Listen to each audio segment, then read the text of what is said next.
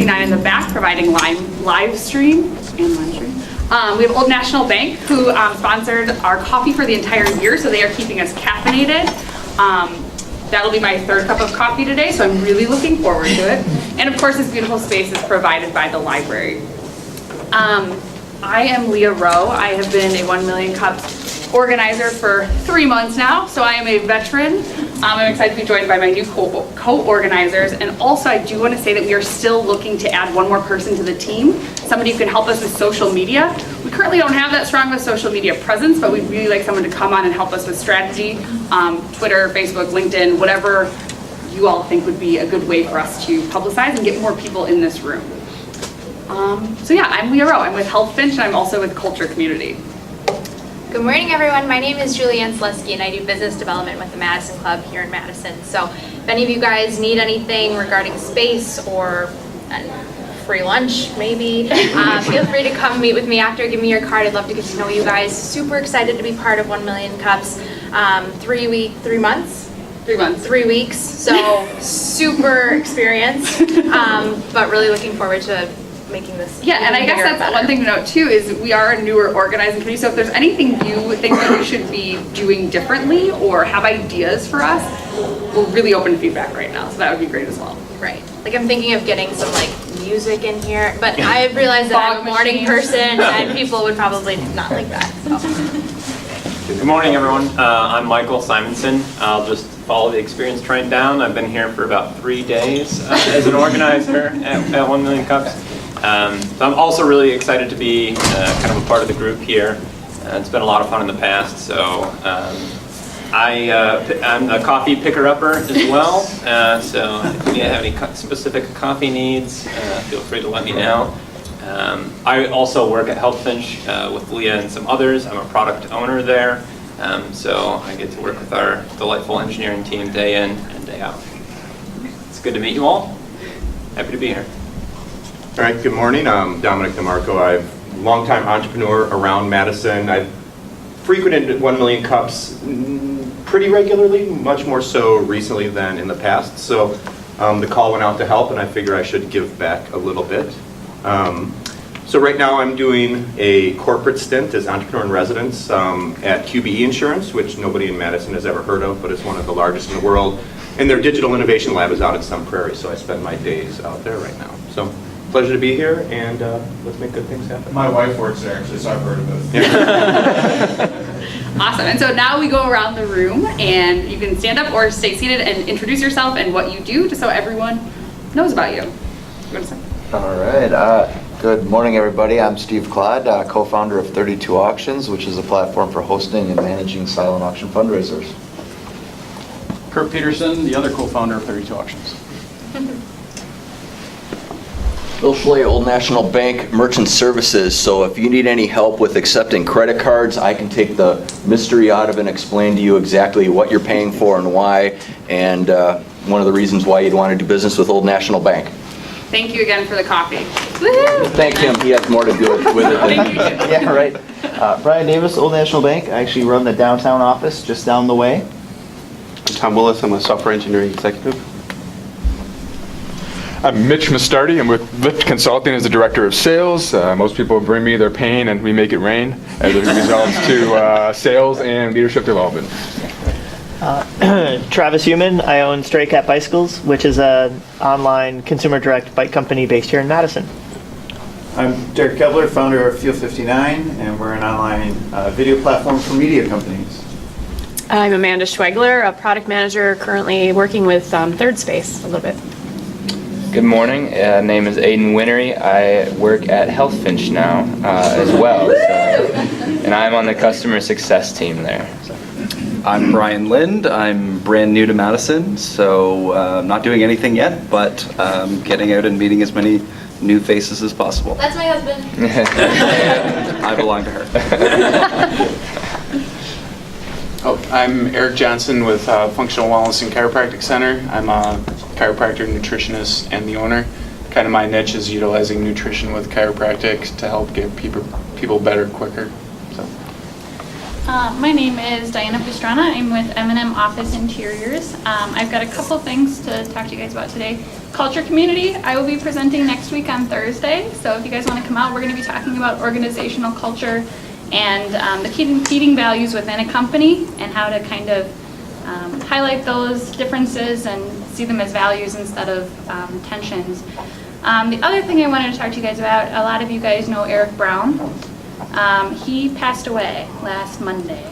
He had a sudden heart attack, so he'd be the one in the front row heckling the speakers. And he was really important to me when I first came into 1 Million Cups. He was the first person I met and kind of became a dear friend. And if you talk to him at all, he has a family. So just thought I would let everyone know. When you say last Monday, do you mean? The 28th of August. So He actually, I saw him I think, just. passed away Friday. Did he? The obituary says Monday, but I had lunch with him on Friday. Ouch. And his wife was piecing together his ex was piecing together his email, and he wrote everything down. His last entry was Friday afternoon, feeling dizzy, gonna sit down. And they found him on Monday, but they think he passed on Friday. Yeah, I only saw the obituary. So I don't know much else, so I guess it sounds like other people may have more information if you're looking for it. So, thanks. Thank you. Well, I'm really happy I get to follow that. Yeah, bring me down one minute today. I'm Brian Rathbun with i5 Digital Fitness. We're the only all-inclusive digital marketing company around. We do everything videography, photography, need a brochure design, all free included with the membership. We are keeping your website digitally buff. Brian Rathbun, i5 Digital Fitness. I'm Mitch DeWitt. I'm with Merrill Lynch Wealth Management, and I put a big emphasis on something called impact investing. Basically helps my clients incorporate social or environmental criteria into their portfolio. Good morning, I'm Dan Anderson. I work for the accounting firm of Baker Tilly. Pete Cabby. I'm also with Merrill Lynch Wealth Management. You need to know what we do. I'll be available after. Damn glad to be here as always. Thank you. Amanda Johnson, owner and fitness trainer with Season of Change Fitness. Hi, I'm Steve Slatton. I'm a regular here at this, and I have a little company called Slatton Resources, LLC, and I'm here career networking. I'm Brian Robertson, software developer. I kind of turned over to software development from software sales. So I'm a strong interest in startups and joining a group or getting something started. Awesome. Thank you, everyone. And with that, I'm going to introduce DP Knudten, who is going to be our presenter today. I met DP at 1 Million Cups, and since that magical moment, have just come to adore him and what he does, and he's brilliant. So I'm really excited to hear from him today and about his company, Collaborator Creative. Where he collaborates Creative. Wait. Because that's actually part of this thing. Because one of the things that Diana kind of alluded to is that 1 Million Cups is this fantastic venue where you get to know people not only on a kind of business networking level, but on increasingly more and more of a personal level. So hearing of Eric's passing here today is appropriate. It's sad, but it's entirely appropriate because a lot of us had a relationship, even tangentially, with him based on his questions, his presence, and his energy. So thanks for sharing that. But that's the vortex that 1 Million Cups is. I mean, I think of this as almost like a grad school class, interdisciplinary business class, where you've got people who are best of breed in whatever aspect they're in when it comes to business endeavors, and that's why I value it so much. Well, I'm here to tell you a little bit about myself, because a lot of you guys probably have been asking yourself, who's that big mouth who keeps asking the dumb questions? Well, the answer is I'm DP Knudten. My company name is Collaborator Creative, and I believe one thing for rock solid certain. Every brand has an image, every image tells a story, and every story needs collaborators. What does that actually mean? Well, that's what I do. I collaborate with people to get their messages out to the marketplace, whether it's via traditional advertising marketing or all sorts of new school channels that we see surrounding us more and more every day. To me, it's not about the channel, it's about the message. But since this is 1 Million Cups, I got to start here. Say it with me, Julianne. Hi, my name is DP Knudten. My company's name is Collaborator Creative because I collaborate creatively with a wide variety of complicated companies and individuals on everything from custom writing to nonfiction branding. What does that actually mean? Well, to me, branding, a picture, may say 1,000 words. Well, an effective brand tells you a lot more. I had the benefit of being a young copywriter working on Coca-Cola at the head shed of McCann Erickson in Atlanta, doing everything from one-off ads that went into the program at West Point because one of the board of directors' kids was graduating, to international marketing for local bottlers and that type of thing. I learned branding there, not necessarily on the lap of Roberto Goizueta, who is the CEO of Coca-Cola, but certainly based on his entire theory and practice of branding, which I think can be summed up by this single quote. All our factories and facilities could burn down tomorrow, but you'd hardly touch the value of the company. All of that actually lies in the goodwill generated by our brand franchise and the collective knowledge in the company. When I first heard this, I started thinking about, what does he really mean? Oh. Literally, every bottling plant that Coke bottles at today could disappear tomorrow. And while there might be a blip in their balance sheet for a quarter or two, by the end of the year, they'd be back up where they were, and even probably stronger because of the brand fans and acolytes and evangelists that love Coca-Cola, the brand. It's not about the liquid, it's about the brand itself. I can testify to that because I am a Coke guy. I grew up in a Pepsi house.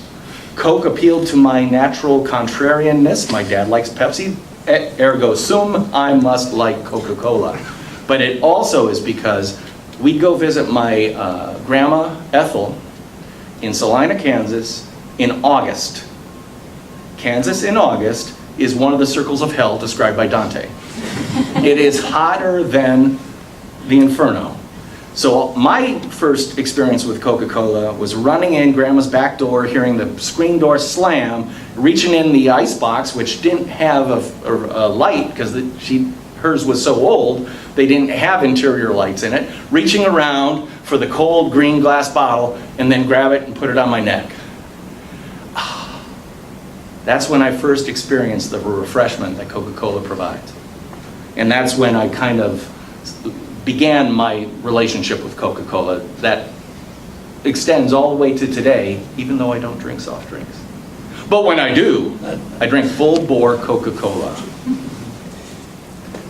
Let's talk about this. When I say brand, what do I actually mean? Because there are a lot of different people. Some people think a brand is a graphic standards, right? It's a logo, color, type, consistent use of theming, and maybe a tagline.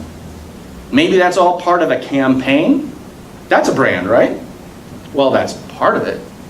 But to me, it's something a whole lot bigger. It's everything from the way you answer your phones to your CEO's public behavior.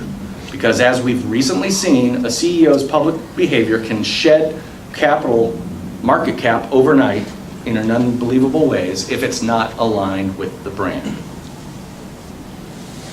I like to talk about nonfiction branding because nonfiction brands are not what you wear, it's who you are. What do I mean by that? Well, let's take a look at Coca-Cola. Coca-Cola itself has had numerous taglines since 1886. In fact, here's a list up to 2012, which by 2012 there were 61 different taglines, ranging from drink Coca-Cola in 1886 to the wildly differing 2012 enjoy Coca-Cola. Now, what does this actually mean?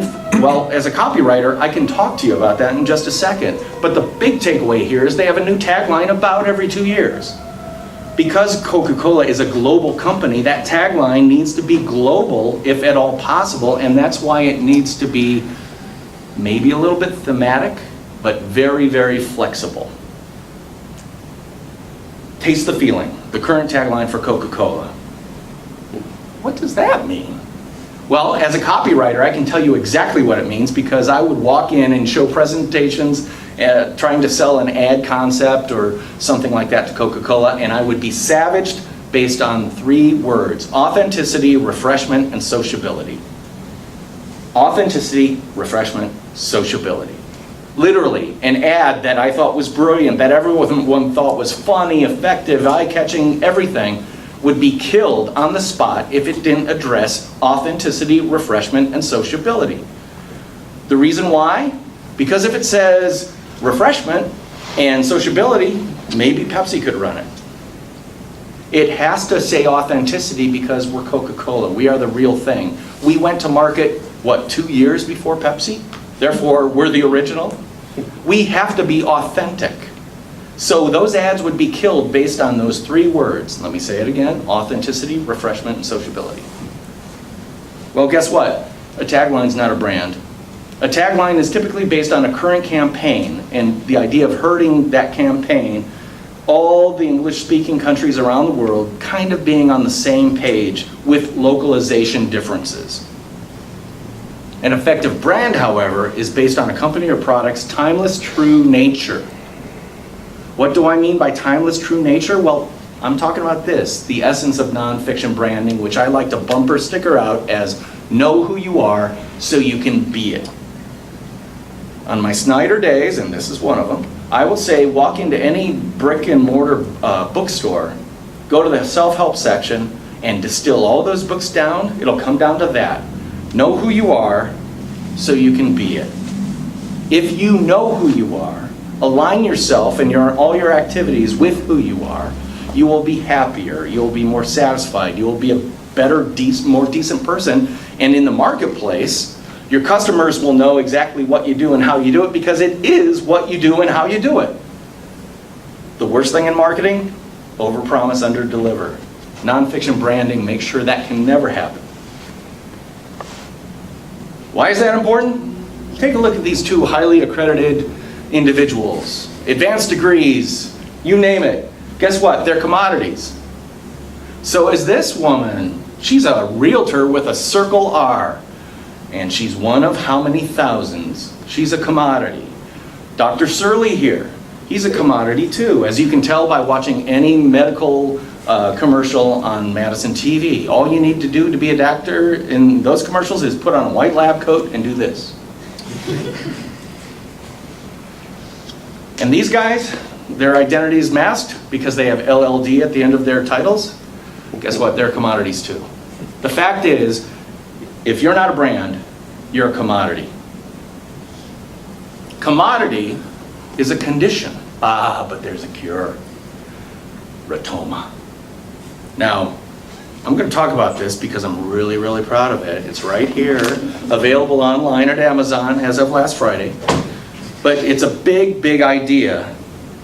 And this talk is going to go in a little bit deeper about Retoma, from taking that concept to published book via collaboration. Anybody know this guy? Yep. Everybody, this is the ubiquitous Spencer X. Smith. I call him ubiquitous because he's everywhere all the time and very successfully making a name for himself not only in Madison but nationally as a social media guru. In fact, this may be letting the cat out of the bag before In Business announces it, but I believe he got for the 2nd year in a row Madison's best social media guru as voted by the readers of In Business magazine. Well, Spencer and I have gotten to know each other over the past year. And this is his website. You know, you'll recognize some of his things about attracting more clients by building your personal brand on social media, blah, blah, blah. I want you to look at the little teal rectangle right there because the line right at the top says, check out Spencer's brand new book on Amazon. How did that happen? April 17th. April 17th for those. April 17th. I met with him at Lone Girl Brewing Company in Wanakee, the only Wanakee in the world, which is good branding, by the way. And he asked me a very simple question: would you like to write a book with me? And I'm like, about what? And he said one word: Retoma. I'm like, Retoma? I had seen him speak a number of times, so the acronym, I knew it was an acronym, but I'm like, I think I remember you talking about this. What does that actually mean? The return on top of mind awareness. The premise of the book is this. A lot of businesses ask, what is the ROI on social media? They're looking for a direct line of sight from tweet to transaction. If that is your question, you're asking the wrong question.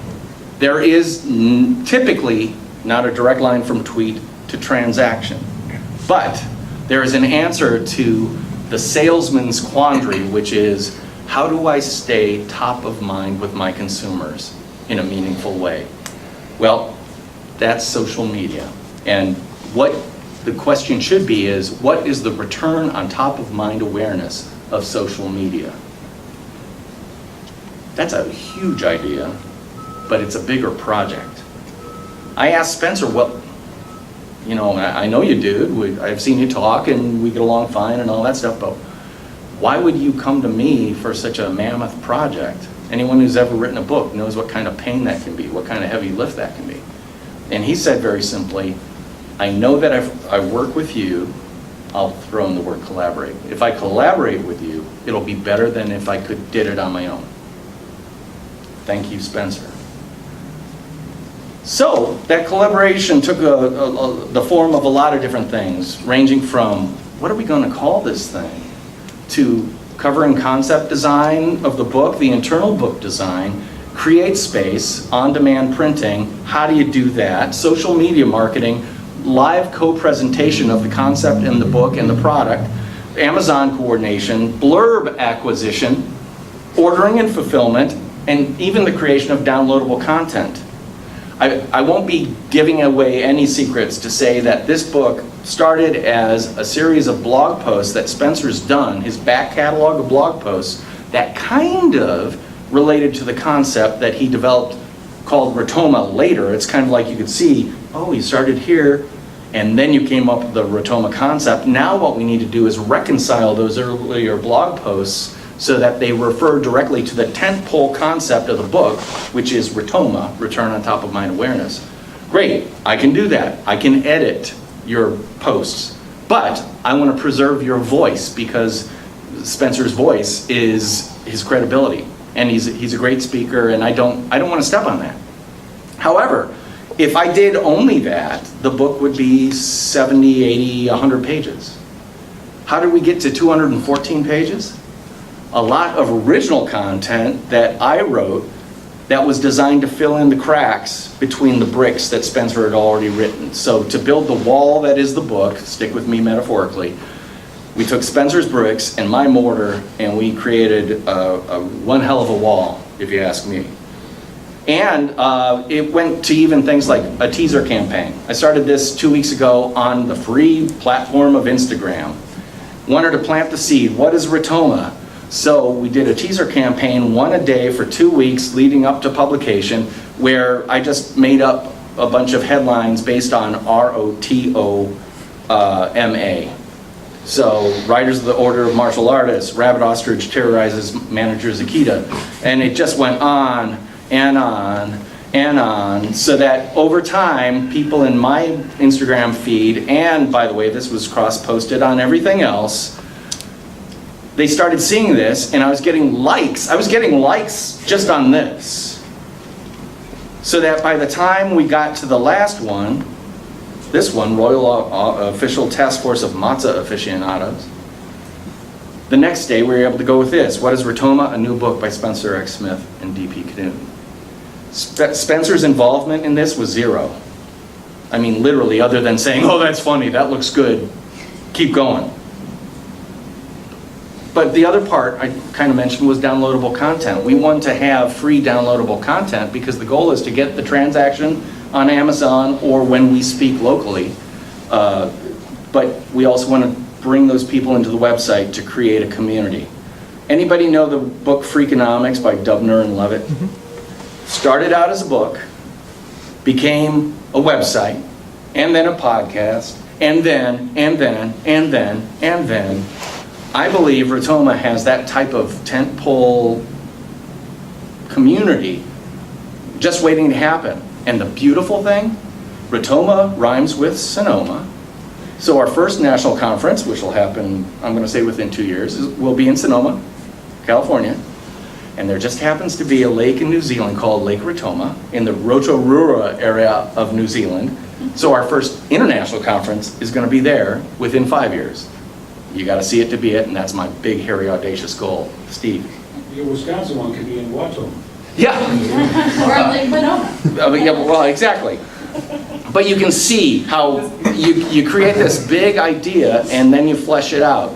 But for the point of today, this downloadable content, again, this is stuff that I created, I wrote, I designed as part of a collaboration with Spencer so that we could take his really core central idea. It's kind of a Watson and Crick DNA idea. Wow, that's huge. Let's flesh it out. Let's put bones on it, or take the bones, flesh it out, and then build something from it. And the way you do that is by downloadable content, such as these things, that relate directly to the book. You don't have to be too much of a seer to go, oh, you could then probably aggregate all those worksheets into a workbook that is a companion to the book. Yeah, you could. And we're going to. We just haven't done it yet because this book is brand new. All this, everything I just talked about requires a boatload of collaboration. The result of which went live last Friday, is now available on Amazon, and I'm proud to say has sold 130 copies in 6 days. With no support in traditional media. It's strictly social media feeds, both Spencer's and my own, and Spencer's team at Amplify, his company as well. Wow, I never thought that could happen. As I said, a project like this requires a lot of collaboration, but guess what? The best thing you can do with your company name, write this down, is have it do exactly what you do, or have it say exactly what you do.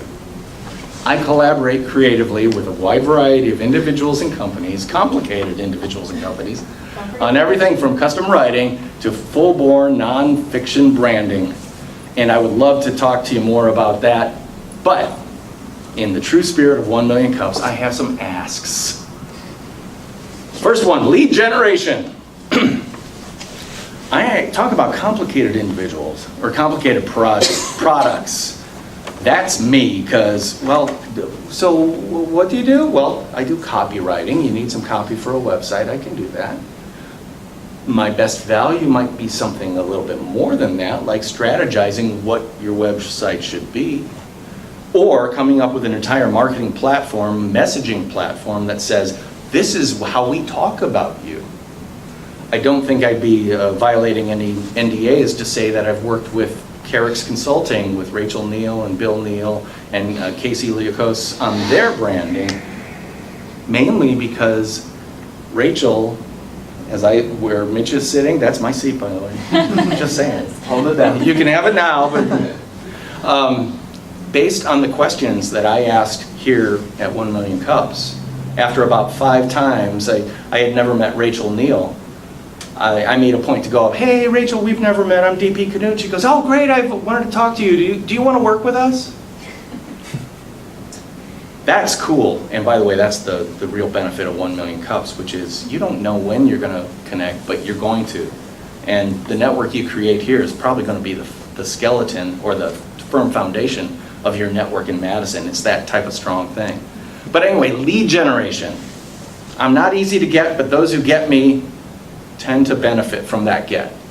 I need to find more people who have the potential of getting me and what I do and really understanding how I can benefit them. Another one, I want to connect with best of breed consultants in every field.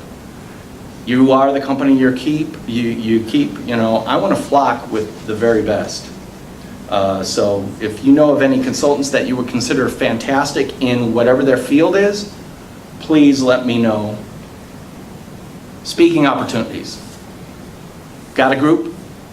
By the way, another get I got from 1 Million Cups was the lovely and talented Leah Rowe has asked me to speak at Culture Community in November at Madison Club because Julianne Zaleski, who I met here, are you feeling the love? This isn't a group, this is a family.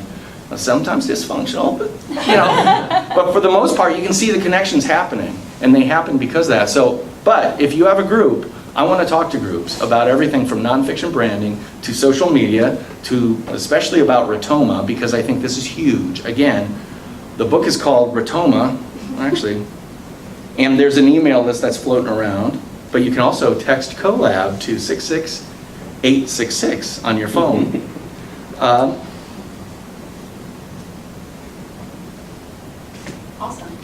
And I'm pretty much wrapping up, other than to say this is available online at Amazon. I wish I had copies today, but they're actually being delivered tomorrow. This book, fresh out of the oven. I want to thank everybody very much, and I'd love to answer any questions if you have any, or whatever. How many did you say were sold in 1 week? 130 in 6 days. 130. Yeah. Well, and that doesn't include 60. Well, no, that does include 60 that were purchased by State Bank or Cross Plains, because Spencer and I gave a talk there, and I told my wife this. I said, I believe in this so much. I want, at the end of the talk, the president of the company to stand up and say, "Books for everybody." That's exactly what he did. You got to see it to be it. And Question I have for you on your company. So now that you've done this collaboration with Spencer, are you thinking that this will be like a product line you'll do of like collaborating with people on books specifically, now that you kind of have that structure?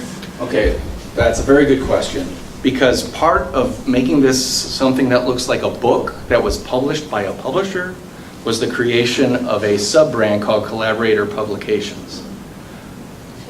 You know, this is part of the packaging of a book. You don't have this, and all of a sudden it looks like, oh, you self-published this. Our goal was that this never looked like it was self-published.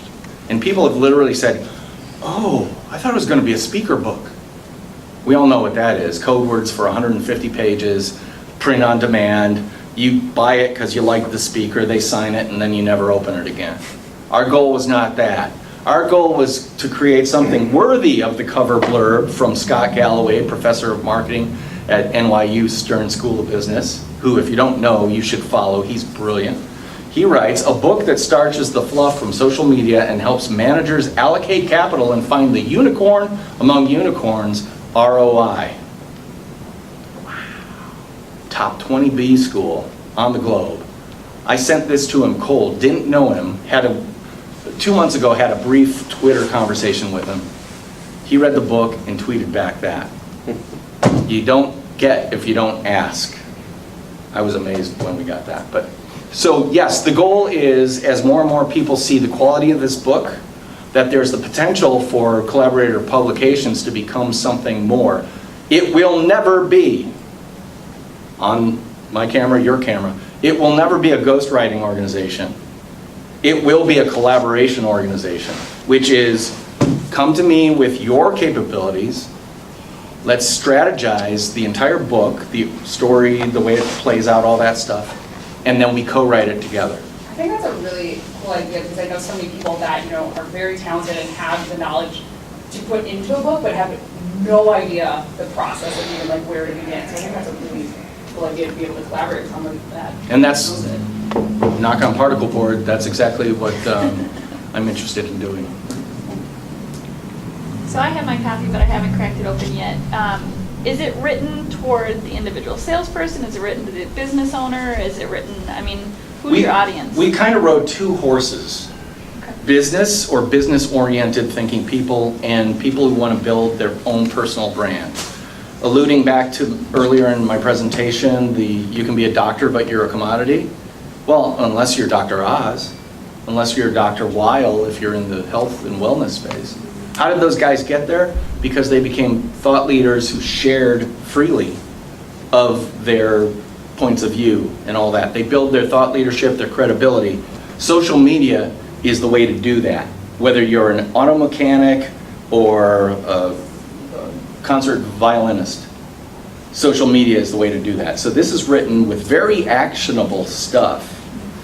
How to do it without going down to this is how you start an account on Twitter. We don't get that granular, because one of the things in the book is social media is constantly changing. Know the ABCs, the fundamentals. Don't become an expert in the apps. The apps will change.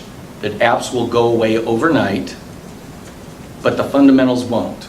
And one of the key ideas in the book is there are 3 types of social media engagements. I call them ping, promote, and proffer. Ping, Twitter, instant. I just say something, ding, it's out there.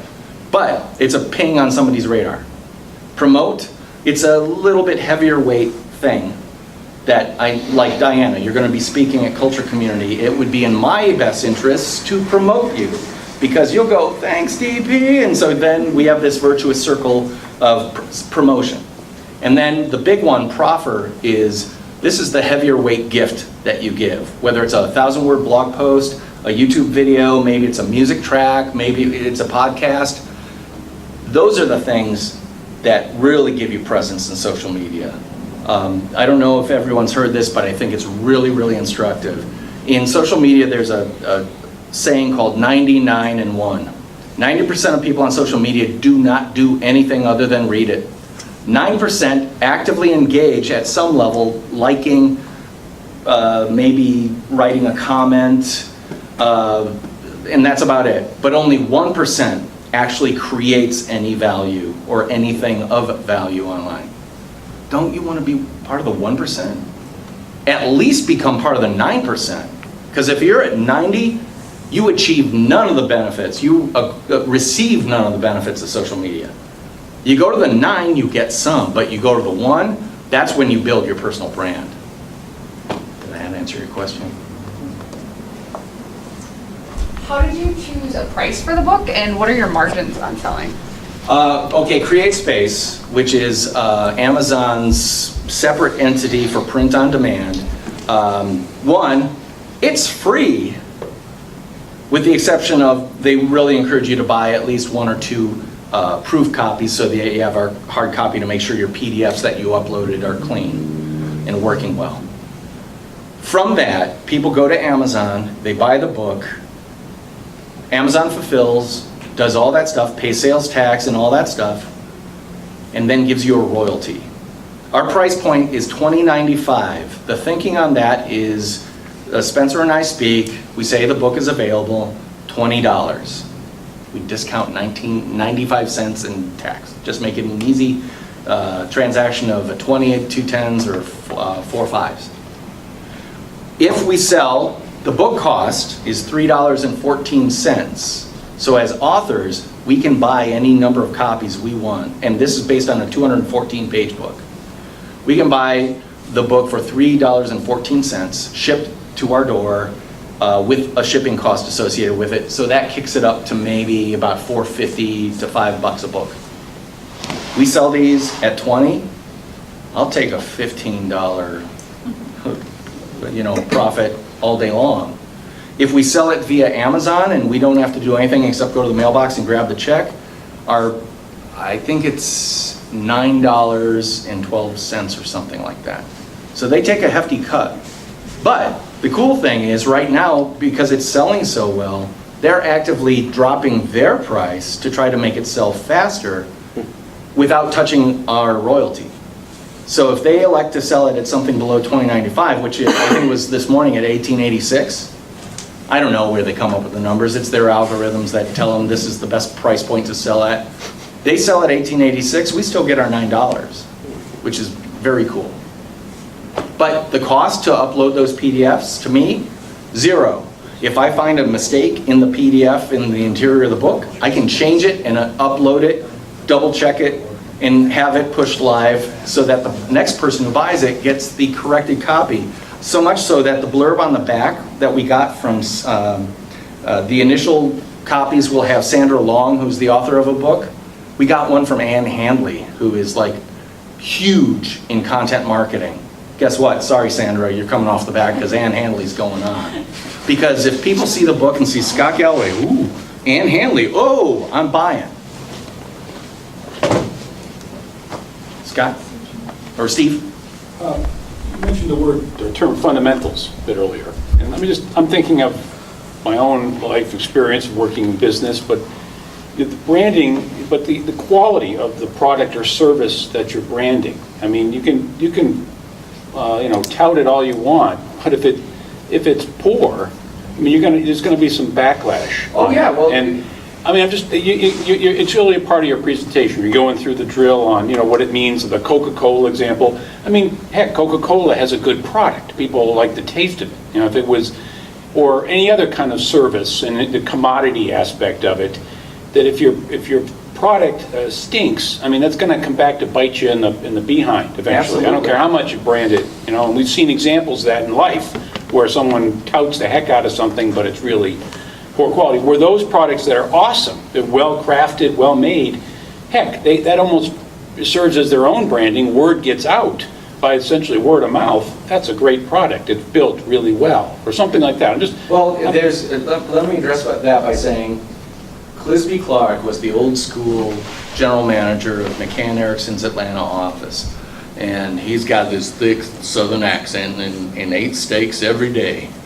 And one day he says to me, you know, DP, nothing kills a good product faster than a bad nothing kills a bad product faster than good advertising. And I said, what's that? Oh, it gets people to drive trial. It drives trial. People try it. They hate it. They tell everyone. Product dies. That's the marketplace. That's the way it should work. That's why I'm so interested in nonfiction branding as opposed to fictional branding. We see fiction branding around us every day. The nonfiction brands rise and stay. The fiction ones get tried, may be popular for a while, but dissipate and disappear. So that's why I'm a big proponent of nonfiction branding. And if anyone's interested, I've got a one sheet about the process that I use for nonfiction branding. Awesome. I think everyone has day jobs, so I'll release Yep. you in a while. But DP will stick around for Yes. other questions if anyone Yes. has anything. And I'm assuming one ask the community is that we all go and buy your book. Oh, yeah. Well, Amazon.com, because I have no hard copies. And you can buy it right away. People got it from Amazon faster than we could get it as authors. Awesome. Well, thank you so much. Thank you, everyone. Thank you.